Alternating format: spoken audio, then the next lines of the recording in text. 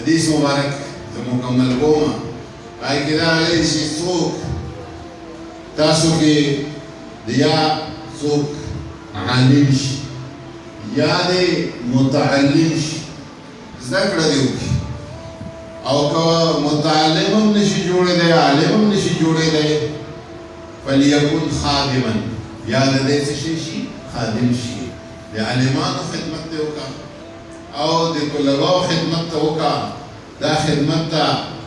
اوبو له راوړي که لنګرو له راوړي که ډوډیو له راوړي که کاغذو له راوړي که قلمو له راوړي که کتابو له راوړي که قرآن پاک له راوړي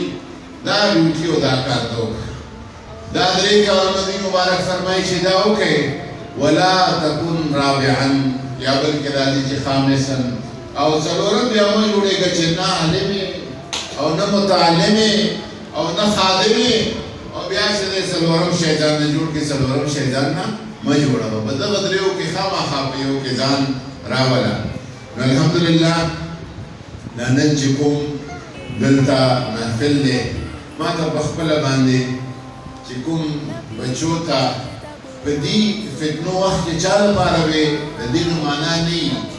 چې راغله مولایان او دلته دستار بندي وشو او حافظان شو چا لپاره به د دغې خبرې معنا وي خو موږ لپاره ډېره معنا ده موږ چې کوم یو سیلاب را روان دی هغه سیلاب د بېدینۍ یو د دین خلاف بېدیني ده یو په دین په رنګ کې بېدیني ده د دغه سیلاب د ودرولو دپاره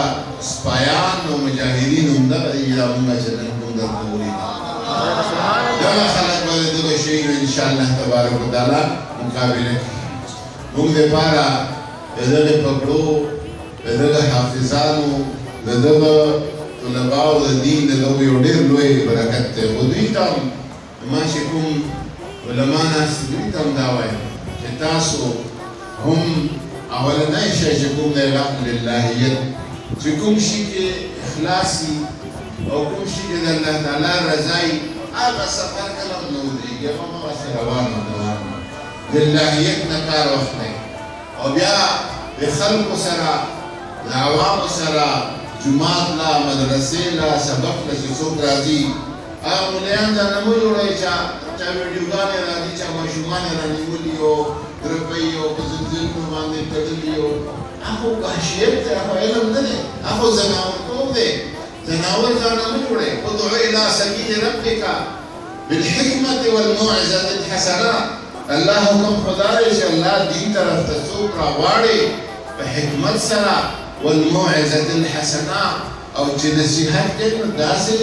چې په احسن نصیحت وکړئ په ښه طریقه باندې وکړئ داسې نه چې کنځلې ورته کړې او بدې راته ورته وایي او ته دا یې ته کافر یې او ته فاسق یې او ته بدعتي یې او ته دوزخي یې او ته جهنمي یې ځان هم د جهنم او د دوزخ ټیکهداران جوړ کړي دي به دا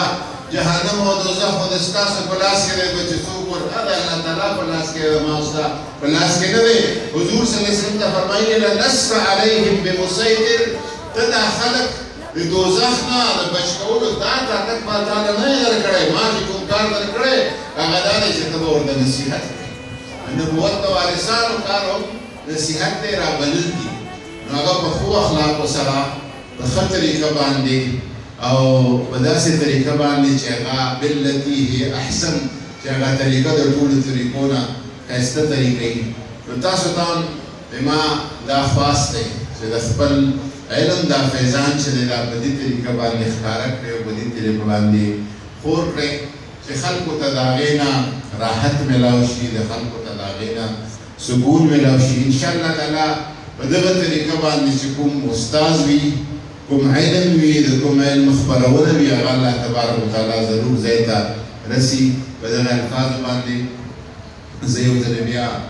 تاسو ټولو ډېره شکریا ادا کوم تاسو ملاوري قوم دلته راشو او کوم طریقه باندې استقامت شي وکړئ په خیرالي راته وایي استقبال راته وایي زه هر ځای کې ځان سره زړه کې او په خپل مراقبه او فکر کې دا وایم چې دا مونږ کې څه کمال نشته دا د چا فقیرانو چې مونږ اولاد یو د هغوی برکت او د هغوی کمال دی الله تعالی تاسو له بدله حسن عقیدت باندې بدله محبت باندې ډېر اجر درکړي.